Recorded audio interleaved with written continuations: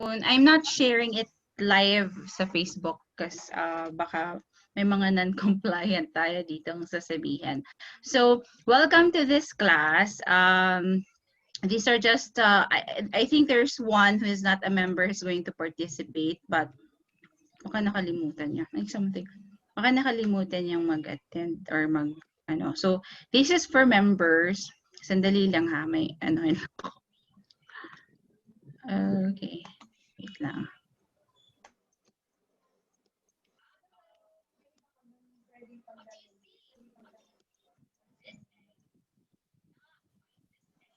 Ayan. So I'll record na lang for those who signed up and who are not here. By the way, the raffle at the end, pag wala dito, mapo-forfeit siya. Ay, ibigay na lang natin sa andito. So, ayan, so this is this class. So what I'm going to do is, I was supposed to share to you my top essential oils, but I found it difficult to do so because I love all of them. So what I'm going to do na lang is that I'm going to share to you the different essential oils for different situations or for different cases, and the things that I do and some tips. And I created a poll also in our chat group asking the concerns that you have with children, and I'm going to show you the video clip from Alicia. So Alicia is a nurse in the US. Yung nanalo actually is about hyperactivity and focus. But since I already made a video last week about creating a focus blend, yung share ko like the vetiver, lavender, cedarwood, and then I added frankincense. So I'm not going to show that. I picked na lang the second one, which is Picky Eater. So I'm going to show that video. It's just a 7-minute video from Alicia, and then sharing to you the recipes that worked well with us, and then the resources where you could get more resources. And then the end, yung exciting part, yung raffle na. So, so you all know me. I'm using essential oils for my kid. I shared this already. So we started in 2017. My son then was 2 years old. So we started since 2 years old until now. So he has oils that he uses regularly, meaning every day. Because consistency is really important, you know, when you are using essential oils as well. It's really helpful, but just have to tell you na I'm not a doctor, you know, so I'm not a medical practitioner, so I could not or I do not diagnose or cure um, diseases. But we have doctors, by the way, in our groups, in the bigger groups. We have pediatric. So if you have questions, and then questions about essential oils and yung mga diseases, sila kasi yung medyo may mas maraming alam doon, no? So they can say that. But in the end pa rin, ano pa rin, no? Parang, just to make clear na essential oil is not a replacement for medicine, but it certainly help us to avoid, you know, getting to the point na kailangan natin ng medicine. But hindi rin siya replacement yung sa mga check-ups natin. We still have to bring our children to the doctor, to the pedia for regular check-up. I think ano, common sense naman yun na gano'n. So essential oil is there to help us, you know, make our job easier. So for me, that's how I felt na it really helps me. The essential oils really help me in making my job as a mother, as a parent easier. So now, since we're going to talk about essential oils with kids, ayaw, okay. So let's just talk about it now. So we are parents who have children, and we consider our children as God's precious gifts. So of course, we want to give them the best, you know, the best that we could give them. And when we give them the best, we don't give them something that will be harmful for them. Now, if you research on the internet, you might encounter some schools of thought which advised or advocate non-using of essential oils on children. So, kung first time mong ma-encounter niyan, you will be afraid to try essential oils on your children.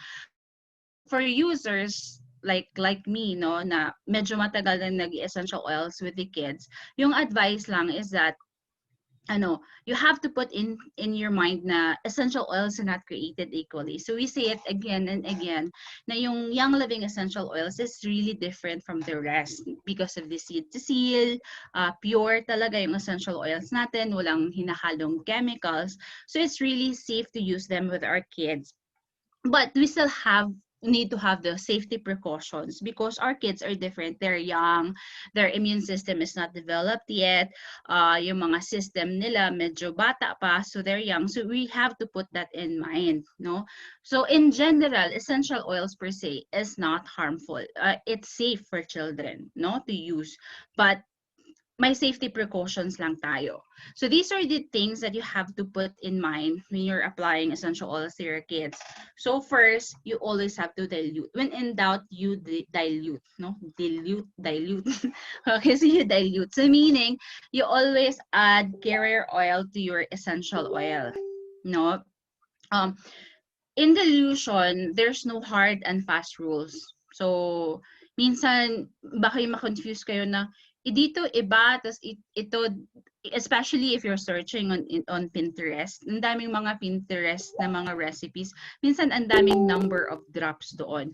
So, there's no hard and fast rules, but just on the safe side, you can follow the dilution for children 1:30. For me, I follow the 1:20. Why 1:20? Because it's easiest. I forgot to close it. Yeah, Wait lang. you go. Oh, okay. You ask the ate ka. I have a I forgot to close my room. Okay, nagkahang na siya. Wait. Nagahang.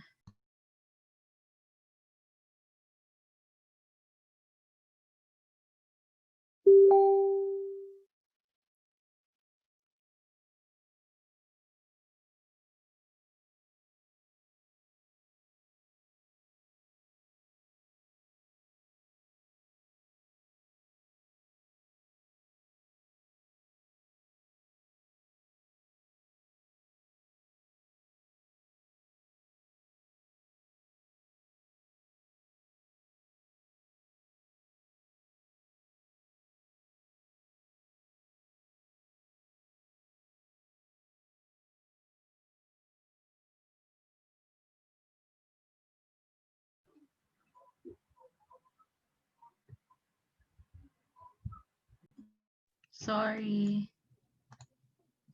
Hey, I'm still here. Sorry. Because if I let him in, he will overtake and he will be the one giving you class if I let him in here. So, ayun. So, where was I? I was talking about, Mel, bakit dalawa ka? Ayan, isa na lang. So I was talking about dilution, no? So dilution, you really have to dilute. So what I follow is 1:20. 1:20 because it's easy. 1 ml has approximately 20 drops. So meaning, for every ml, 1 drop ng essential oil. So if you have a 5 ml bottle, or like for this, for example, I cannot see my video. I don't know. Saan ako? Cannot see myself. Weird. Ayan. I'm with, hi Grace. I cannot see myself. So, I don't know. You see me naman, no? So, it's okay. Hello. Hi. Ayan. So, ayan, medyo nakita. Kailangan kong magganito para makita ko sa video. Ayan. So, like for the 5 ml, so yung ginagawa ko sa 5 ml is every 5 ml, you have 5 drops din ng essential oil for the kid. So, 1 ml, 1 drop. So, if you're using 10 ml roller bottle, 10 drops din ng essential oil. So, that's what I do para easy to remember lang. No, 1:20. That's a 1:20 ratio na ginagamit. So, for me, times 2 lang. 10 ml, if I do a roller for myself, the 10 ml, it has at least like 20 drops of essential oils. pag gagamitin ko. Minsan I go to 25 to 30, depende pa rin. So like for Joss, for example, or for the kid, no, dapat pag 5 ml, 5 drops lang din. But since he's been oiling for a long time na, and I know that he can take, stronger concentration. So sometimes may mga blend ako na kahit 5 ml, nagsi 6 drops, nagsi 7 drops. So depende pa rin. So you have to try, kung ano yung mag-work, but that is the safest. 1:20. For the carrier oil, I'm using this carrier oil. Saan yung virgin coconut oil ko? This is the V6 from Young Living. I'm using this because walang amoy. So I like this carrier oil. Or ito na din yung trusted ko, the virgin coconut oil. This you can buy from Mercury Drug. Kasi hindi nagre-react yung bata. For my case, essential oils, no, wala siyang allergen, so hindi sila nagkaka-allergy. Pero minsan, they react to the carrier oil that you're using. So sometimes you have to patch test also which carrier oil would work best for them. Yeah, Right? Miss Trini, sorry Okay. Anong brand nung sa coconut oil? ABS Herbs, yung tawag. Herb. ABS Herbs. Ayan. Thank you. Magkano ba to sa Mercury? Mga 200? Mga ganon. Thank you. So, meron yan sa Mercury. Ayan. So, one thing also that you have to remember when using essential oils with kids is you have to be cautious using hot oils. So, yung mga hot oils, example nun is yung cinnamon, clove, or yung mga blend na merong ganyang oils, lemongrass, oregano, thyme, and thieves. Okay? So, minsan din yung peppermint kasi cooling siya, no? Minsan masakit din yan sa skin ng mga bata. So, alright. To be safe, yung gagawin mo lang to be safe always, yung sa bata talaga, you have to start it at the bottoms of the feet. Yun mo i-roll. Kasi mas medyo makapal yung skin natin doon. At the same time, may mga flexes tayo doon, no, connecting to the rest of our body. So better to apply there. Pero for example, masakit yung chan, so topically, sa chan mo siya, ina-apply. Just recently, yung si Josco, nagkaroon siya ng, ito suspected to be UTI. I'd never had like a help, like a yaya for him for a long time, and then nagkaroon ako. So pag nagkaroon ka pala, maging complacent ka kasi meron ka ng katulong. So medyo yun, parang napabayaan pala. So kumakain siya pinapakain ng chips, so mga tipong ganon. And then he was, nagko-complain siya na masakit nga pag nagpipi. So hanggang yun he had a fever. So I will also share to you how we did it, like how we supported with essential oils. But I discovered that lemongrass is actually good for UTI. So the best talaga for UTI is purification. This one, purification. The kit that we have, I had the kit in 2017. It used to have purification instead of citrus fresh, and it used to have RC instead of Raven. So itong purification, I always have this. Kaso, I know that I had an extra unopened pa, nawala, hindi ko siya mahanap. So I have this left, sobrang konti na lang. So ginawa ko, dinagdagan ko ng Melrose and then carrier oil, and then nilagyan ko na lang ng ganito. You can buy it from Young Living also. So yun yung nilalagay ko dito. And then found out that lemongrass is really good for that. So yung ginagawa ko sa lemongrass, yung ginagawa ko kasi pag hindi ako gumagawa ng roller, usually nagro-roller lang ako for things na, or for yung mga oils na regular mong ina-apply. But for those like UTI, hindi naman siya nagka-UTI, so wala nga akong roller nun. Ginagawa ko pag ganun, nagda-drop lang ako dito sa hand, and then nagda-drop ako ng oil na, siguro ito na lang kasi. Wala siya. Sige. Mga ganito kadami. Ewan ko kung nakikita ninyo. Parang ganyan kadami. Basta i-estimate nyo na lang, tas isang drop, and then i-apply mo. Sometimes, hindi mo kasi siya ma-estimate. So, I was using the lemongrass. I wasn't able to estimate it well. Nagko-complain siya kasi lemongrass is a hot oil. So, if that happens na medyo nakontian mo ng carrier oil, you don't wash it off with water. You wash it off with carrier oil also. So what you do is just damihan mo lang ng carrier oil hanggang mawala yung sting. Kasi nagsisting siya sa skin. Yun lang naman talaga yung complaint ng mga bata pag nadamihan mo kasi medyo masakit sa skin nila kasi their skin is very very young pa, no, unlike ours. So yun, you have to be careful with hot oils. So when in doubt, you always have to dilute it. You need to have carrier oil. Now we have a line, and we're lucky now that this line is available here in the Philippines because before there these are only available in the US, the Kid Sense line. So all the Kid Sense line, they are blended and they're pre-blended, which is safe for children's use. So that pwede mo na siyang hindi i-dilute, diretso na. Lagyan mo na lang yung roller, i-drop mo na lang, i-apply mo sa bata. So it's safe, it's okay. Alright? But for the rest, always dilute it. And then start slow when diffusing. Start with just a few drops or less when diffusing around kids. So mga few drops lang. Because remember, when you're just starting with essential oils, no, detox yung body natin. So nilalabas. So pag you start it strong, mabilis din siyang nagdi-detox. Lumalabas yung mga minsan na akala nyo sinisip-on sila, right? Because of essential oils.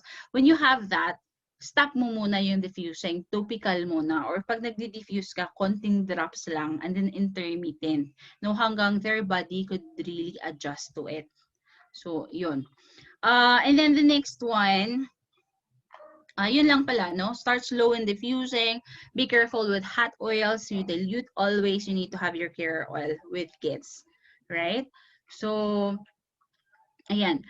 Another tip also is you get them involved. Like you introduce the essential oils to them. Kasi parang hindi naman foreign sa kanila. You're applying something on them. So you have to involve them na, oh, this is essential oil for your ganito. You know, it will make you feel better. So later on, no, they actually know their oils. Sometimes they will just ask you what oils to put on them. And that is important because sometimes our body has a way of telling us now what we need. Sometimes na, I need that oil. So when they have that kind of sense na in their body, they could ask you na, or mommy, I want to have the lavender because I think I need calming. You will be surprised because if you really make them involved, they will be the ones picking up their oils, you know, sooner. So, yun. And then,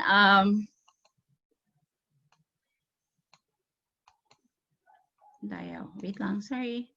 So, the importance of daily routines and consistency. So, we have to remember that essential oils are not designed as a one-time use kind of product, right? So, they are part of our wellness toolbox. So, dapat gagamitin natin regularly and consistently. So, we have to remember that most body systems take about 3 months of consistent and specific support to rejuvenate. So 3 months yung minimum. So you really have to do it consistently. Hindi lang yung ngayon lang. So that's why yung sa amin yung digest for the tummy support, we are using it every day. And hyper siya. And also the frankincense is good to oxygenate your brain.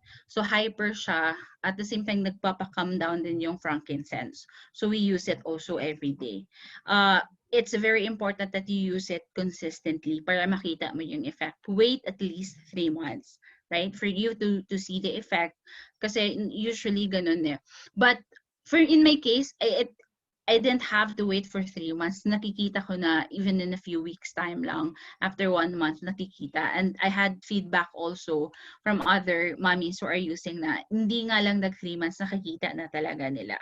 So make it part of their routine, like everyday routine. Hindi lang siya parang one-time fixes lang, right? So every day, for if it's a immune support, so gagamitin mo siya. For the tummy support, gagamitin mo siya, consistently.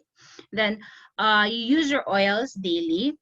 So I think I have also talked about this before na display mo yung oils mo parang makita mo, or you organize them, you put labels on them, you arrange them according to colors, you have your organizer, i-differentiate mo yung ito yung for kids, ito yung para sa akin, or whichever works for you. So you just have to organize them. Right? So, if it's an oil na after bath, taking a bath, so baka pwede mong ilagay dun sa bathroom nyo para pagkatapos ng bath, nilalagay mo na. Or dun sa dressing room para pag pagkatapos yung maligo, bibihisan mo, before bihisan, andun yung oil available for you to reach. So now let's go na to the essential oils that I'm using and how I use them for some cases, no, for several concerns. So the first concern is fever. Ito talaga yung pinaka-common. Nagkaka-fever talaga yung bata. Even the most healthy kid could have fever. So a fever actually is our body's way of fighting off infection. So there is really an infection. So what I do with fever is that I monitor. So pag nagkaka-fever ang bata, parang 24 buong gabi, gising ka kasi monitor mo yung temperature niya. And then with essential oils, you really have to consistently apply it on the kid, on your child kung may fever siya. So parang you support yung essential oils to make the kid feel comfortable and could sleep, no? Pero may mga bata, di ba yung mga bata, lalo na yung mga medyo tabain na bata, kahit mataas yung temperature nila, they're still okay. So you really have to play it by ear, na medyo okay pa ba siya. So for me, may paracetamol din ako. That's the only medicine that I give, no? If ever lang fever. So as much as possible, hindi ako nagbibigay ng medicine. So sinusupport ko siya. So the oils that I'm using is, the peppermint is good because it has a cooling sensation. Nakakapag-lower down talaga siya ng temperature. Pero I like spearmint better kasi parang milder siya, no? So what I do is pina-sponge bath ko ng spearmint, yung clove lang. Saan ba yung clove ko dito? Ito, sorry. Yung cloth lang na ganito, no? So, basain mo, and then lagyan mo ng isang drop ng essential oil, tapos i-massage mo. So, ganun. It cools the body off. Tapos, naglalagay din ako sa spine, sa likod.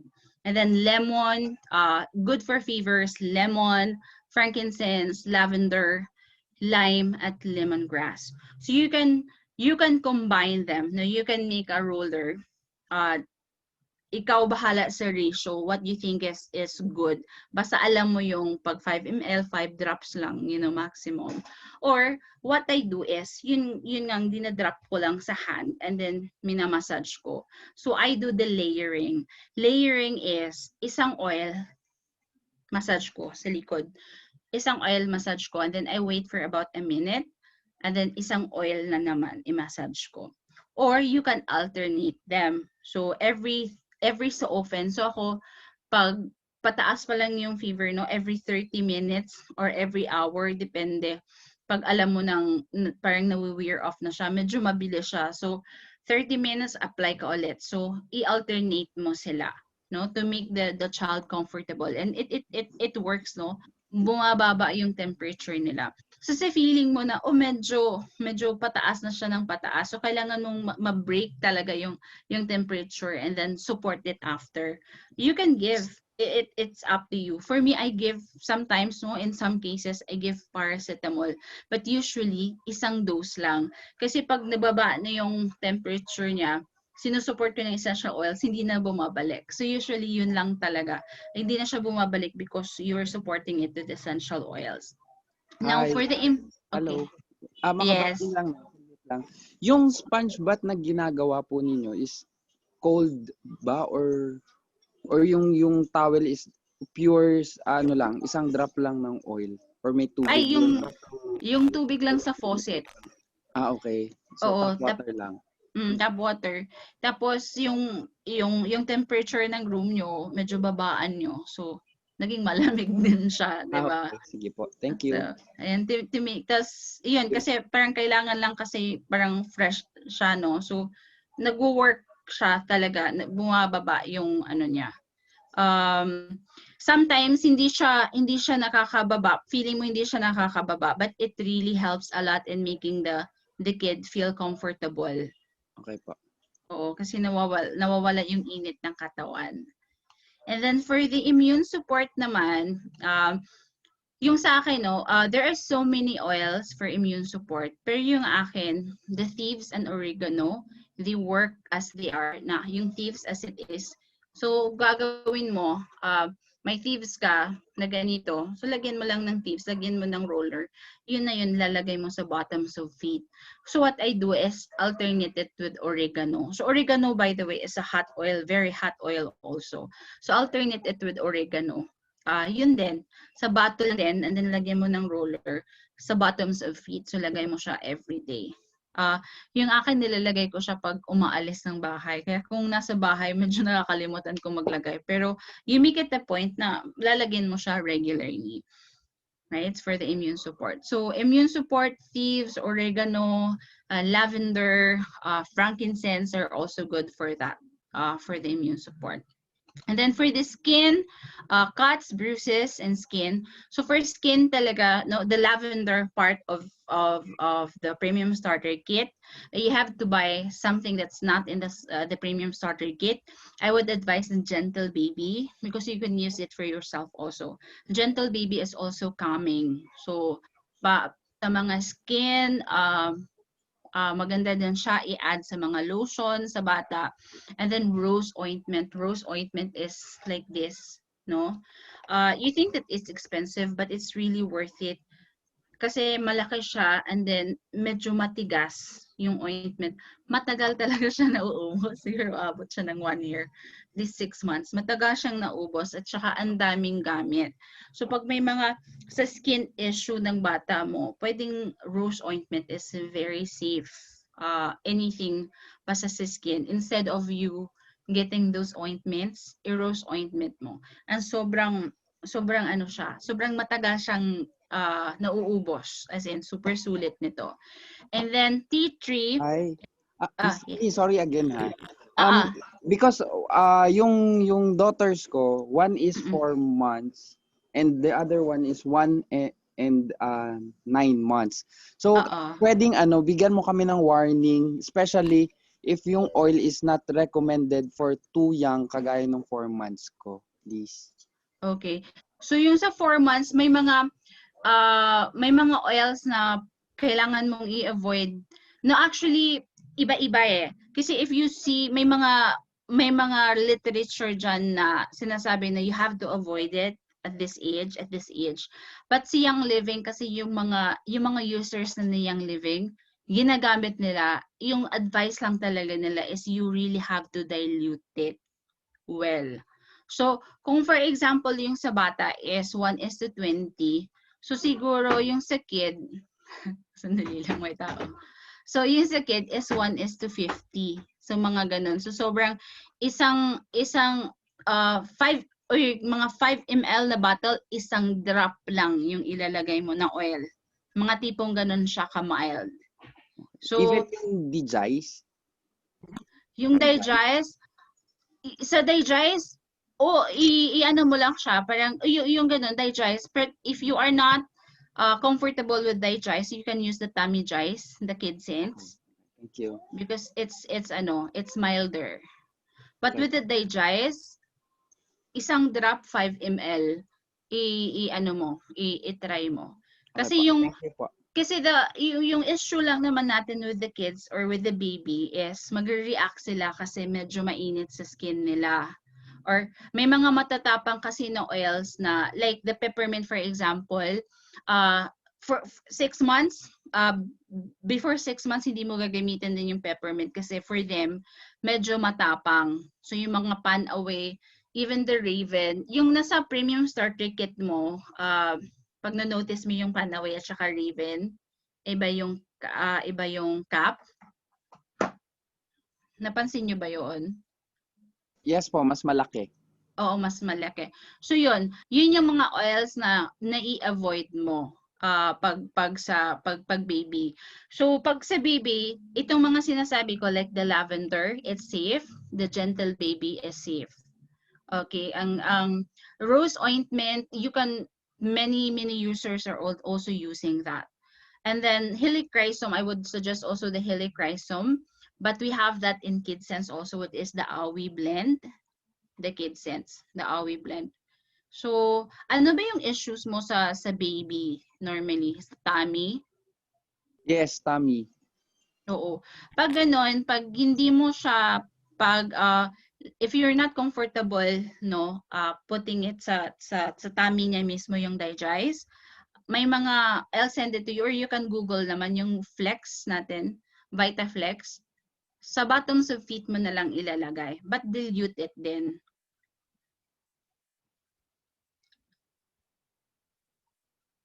Thank you po. Hello. Thank you po. Okay, sir. Okay po. Kasi hanapin mo yung tummy part sa bottoms of feet, doon mo na lang ilalagay sa digest na super diluted. So it's okay. Okay. Thank you po. And then for the appetite, ito yung mga oils naman for the appetite that we can use.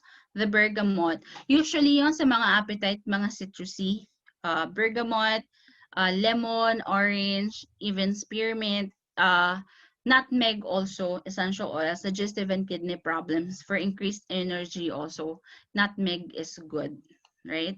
And I'm going to show it to you the video of Alicia later. And then sa focus, I gave you the video focus, no, the vetiver, the lavender, rosemary then is good. And then you have the cedarwood and did I say the frankincense? Good also for focus. You can I'm going to share you recipes later on. And then UTI, I already told you the oils for the UTI, no. Purification is also nice to have because it really purifies. If you're looking into getting essential oils outside of the premium starter kit, you can get purification. Ang dami ding uses. Lemongrass. Lemongrass is good for infection and also fever.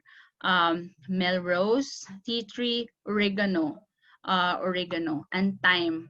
But I think, yeah, we have thyme na in the Philippines. So these are the good essential oils that have antibacterial, high in antibacterial properties. So where do I get all this information? No? For me, those are just personal experiences kasi proven na siya na nag-work sa bata ko. So yung mga combination yun, proven na. But if you're starting, what you can do if you're starting, is you can follow the recipes in our groups, or you can get resources like the one that I have. And this is just for one, I think you have to pay for the app. It's just one-time payment, but it's useful. The app is called Reference Guide for Essential Oils. Ito, kita nyo? Ay, hindi, makikita. Hindi po. Ito. Okay po. Ayan. So, marami siya. Nakikita mo kasi doon yung mga oils and ano yung uses ng essential oils. Lahat-lahat andon. So, very very handy kasi nasa phone lang din siya. And then, if you have a kid also, you can have this book which is called The Gentle Babies. Ito yung mga resources na gamit kasi andito lahat din if you have babies. So if you don't have this book yet, saan ko ba ito nakuha? May mga nagpapasabay, mga leaders minsan nagpapapasabay sila. So if you're interested, just let me know para sabihan ko kayo kung meron akong malalaman. But in any ways, kung wala pa kayo nito and if you have questions, just let me know and I can check it there. Kasi wala na akong babies, wala na akong medyo experience sa baby. But we have the book and we can always check that there. So, ayun. Do you still have questions, Dennis? Ito. Sige po, none so far. Okay. So, si Alicia Dragic, siya tong sa Essentially Sweet Time. So, hopefully, members na kayo nun sa Essentially Sweet Time na group. So, she's a nurse in the United States. Meron siyang special kids, no? So, ayun, gumagawa siya ng series of talks. But even if, hindi lang siya talaga for these special kids. Kasi yung mga concerns naman, yung mga cases are the normal cases na even us, may mga makikita natin sa mga bata, like mga picky eaters, hindi hyper masyado, hindi makapag-focus, digestion problem. So, meron siya doon. So, meron siyang series of videos. And yung mga videos is 5 minutes, 7 minutes. So, what I'm doing this, I'm going to do this as a project, is I'm going to do this as a campaign, yung sa email. So, if you want to be included in the campaign, sabihan nyo lang ako and then I will plug you in. So every day for number of days you will receive para receive information no per subject para hindi naman dire-diretso ma-receive nyo ma-overwhelm kayo na ang haba-haba babasahin your video. So every day ma-receive nyo. So for now I'm going to show to you this video for picky eaters kasi ito yung top 2 doon sa poll na ginawa ko. Let me see if nagwo-work siya. Really full screen mode. Oops. Nag-work ba siya? I think I have to stop share. And then, ito. Andito pala yung video.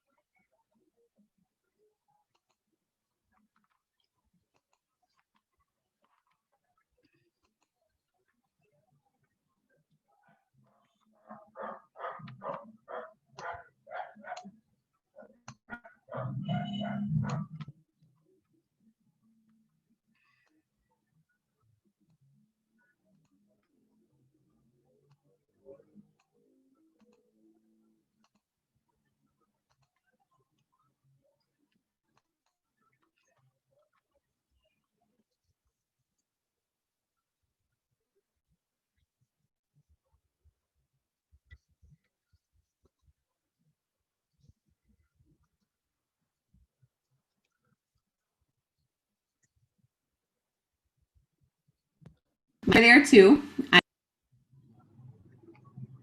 I said the same thing. How am I going to get food in them? They will starve to death before they eat something else, before they try something new, before they eat fermented radishes, definitely. Like there's no way on earth that they're going to eat that. So this short video is for picky eaters, which is the majority of our kids. Number one, why are they picky eaters? And I kind of touched on this a little bit earlier. And basically what it is our body is 90% microbes in their DNA. 90%. So there are more cells of them than there are of us.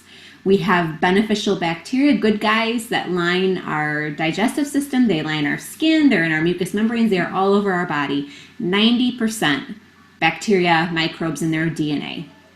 So whatever in our body is dominant. So if our good guys are dominant like they're supposed to be, keeping our bad guys under control, and really the bad guys, they have a purpose in our body. They, help break down our food. They give us nutrients. Sometimes they produce vitamins. There's things in them, or we do need them. We don't want to kill them all off and just have good guys. We need this balance. But we want our good guys to be dominant. So when this changes, like if you have antibiotics, stress, life, there's different things that can wipe out our good guys, and the bad guys take over, they're going to want what feeds them best. Sugars, starches, gluten, you name it. The toxins, they like those things, and that's what takes care of them and what's helping them overgrow and keeping control of the good guys. But we want to switch that. We want our good guys on top because that's what helps keep us healthy and takes away some of these symptoms that we're seeing. So for a picky eater, they've learned, okay, this doesn't make my tummy hurt, or maybe this is what helps my body feel okay. It's feeding those bad guys who get very angry and very annoyed. And if you've ever had the hangry, or you have kids that get very angry if you don't feed them, if you can think about it, it's not really them. Just say that, it's not really them, it's their bugs talking. And it really is. Inside their body, it is pretty much kind of controlling their behavior at that point. So what we want to do is we want to take care of those bad guys, Not too much too quickly because they do get angry. We want to go kind of slowly, but we want to build up those beneficial bacteria. So for picky eaters, the best thing you can do is get some good bacteria in them and help them out. So how do we do this? Okay, every child will be different in what they eat. Do they like popsicles? Do they like smoothies? Either of those, you're golden because you can hide so much stuff in them. So say popsicle, you can take a little bit, make some sauerkraut at home. There's recipes for this on my website.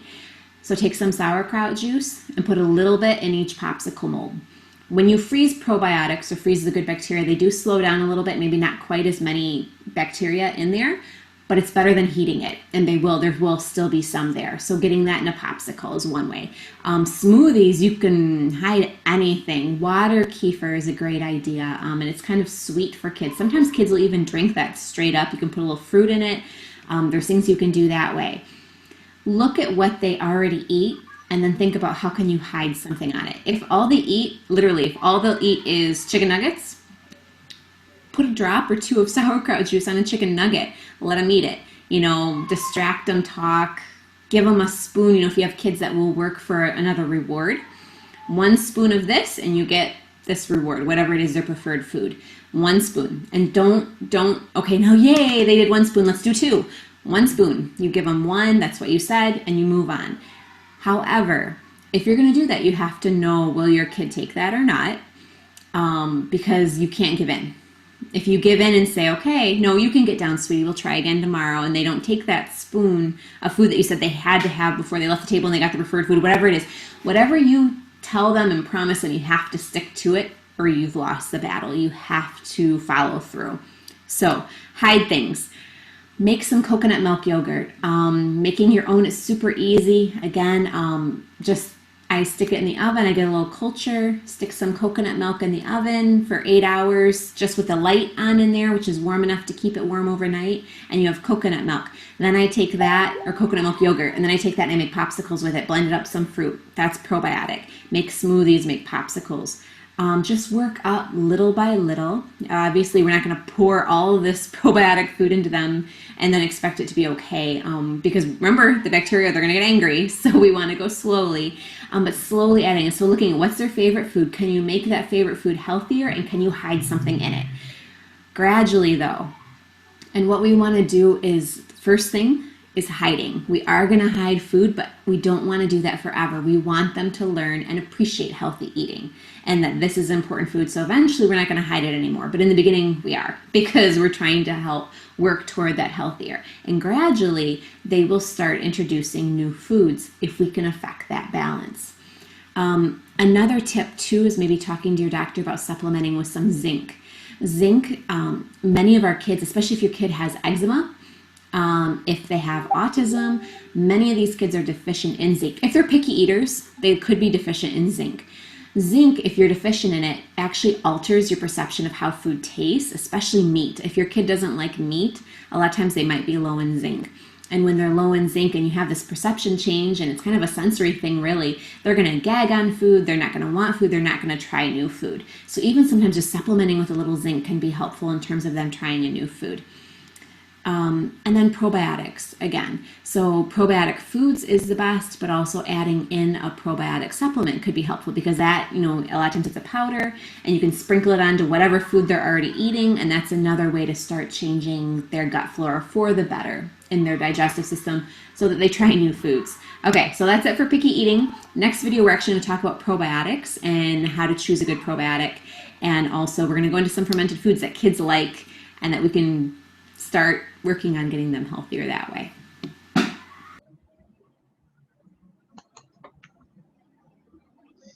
Hello. Hi, Lucy. Lucy just joined in. So yeah, that's a video of Alicia that I mentioned. So I'm going to create a campaign for that. So if you wanted to be plugged in so that you could receive the videos or the information, the link to the videos, just let me know because it's shared within the group. But if you also have access to essentially Sweet Time, make sure that you're added to that group because she has information also there and she conducts classes. And in that I was actually reviewing it because I have a picky eater also. So I was reviewing her video, most especially in the picky eater part. And if you have heard the sauerkraut, I don't know if you know what sauerkraut is. It's just actually what do you call it? Repolyo, cabbage na pini-ferment mo. So it's as simple as that. I-ferment mo lang yung cabbage and it's rich in probiotic. So I think we have to try that also. It's going to be my project. So Grace and Lucy, sorry, you just joined in, and I could not stay longer because it's our patron saint here is Saint Nicholas, and it's his feast day tomorrow, and we're having like we have someone who's knocking at my door earlier kasi kakain na daw. So I might have to go, and last part na lang is that I'm going to show you some recipes. I have prepared here some recipes, but if I'm not going to show it to you, I could just send it na lang through email. Is it okay? We'll just go. I have here back to school roller recipes and diffuser recipes. So I'm just going to send it to you na lang by email if it's okay. We'll just go if you have questions. Do you have questions, by the way?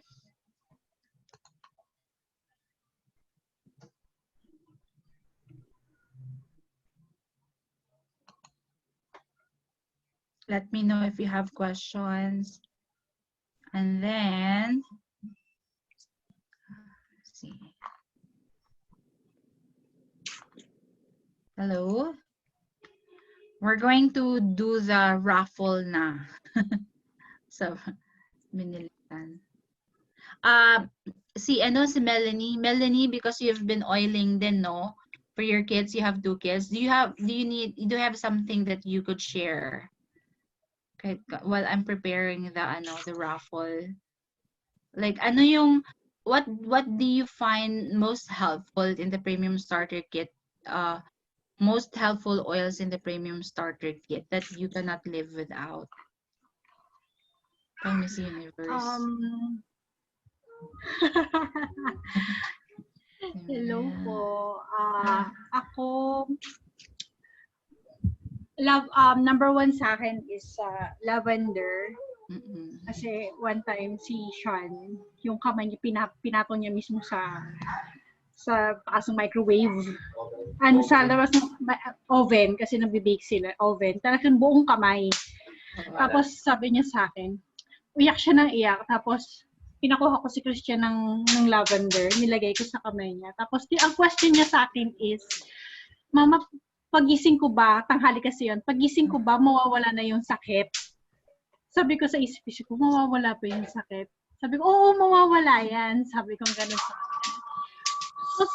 True enough, wala nga siyang naramdaman na pain or anything. Pagising niya, ang sarap ng tulog niya, pagising niya wala na, hindi na masakit. So, ayun, in-expect ko baka mag-ano pa siya, mamula-mula pa, or mag-oils pa siya, ganyan. Pero wala talaga, as in wala. Next is yung Digize. Kasi si Sean, sa sobrang lakas niya kumain minsan, sumasakit yung tummy niya. Ang ginagawa ko, mag-dilute lang ako ng 1, kasi alam po hindi siya masyadong, wala kasi akong tummy Digize pa. So, yung 1, ang tawag dito, yung 1 drop, super dilute ako sa carrier oil. Carrier oil ko is fractionated coconut oil lang. Pero ayun, yun yung ginagamit ko. Tapos ipapahid ko yun minsan sa paa niya tsaka sa ano ng tummy niya. Yun lang. Oo. Super effective si Digize, no? And then yun nga yung lemongrass, yun kasi si Joss talagang ang sakit nakikita mo sa mukha niya ng sakit, umiiyak talaga. Siya first time ko nakita na gano'n. So ginawa ko itong purification at saka melrose nilalagay ko. And then alternate ko ng yung lemongrass, nilalagay ko dito banda sa baba, no? And then ko pa iba. Nawawala, nakakatulog siya. So, 'di ba, parang pag mga ganun kasi nag-antibiotic na. So of course, mo-monitor pa rin. Pero ngayon nawala na yung sakit. But nilalagyan ko pa rin kasi nga consistency is the key. So consistently pa rin ako naglalagay but not as often na. So sobrang helpful lang ng oil. Kasi especially pag gabi, hindi sila makatulog. What would you do? 'Di ba? Pag gabi na total discomfort on their part, they could not sleep. Helpful pag may oil ka kasi it will really make things easier. So ayun, thank you. I will send the recipes, and again I mentioned earlier I have the Gentle Baby book. So if you have babies or if you have kids and if you want recipes, easier also for you to search in groups, but if you want something from the Gentle Baby, just let me know and I can screenshot it for you. So, thank you again. So, we're going to do the raffle because I'm going to go na. Sorry. Sige. Nakikita nyo na to? There were 7 kasi who signed up. Yes. Oops. Sayang. Kaso wala siya. Okay. So, we'll remove it. We'll have another one. Kasi wala siya. She wasn't able to come. Tan, tan, tan, tan, tan.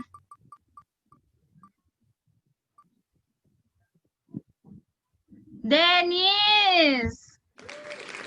Congratulations! Yay, thank you. Ano po yan? Ay, yung Focus Blend na 5 ml. Wow! Thank you. Oo, sisend ko. Sisendan na rin kita ng ganito din. Parang guide. Kita nyo ba? Wow, Yes, thank you. Sige. Hindi kayo makapag-video? Wait lang po. Mag-picture tayo. Ayan, Gabby's here also. Oo. Hi. Lang. You say hi. You say hi to them. Hi! Hello.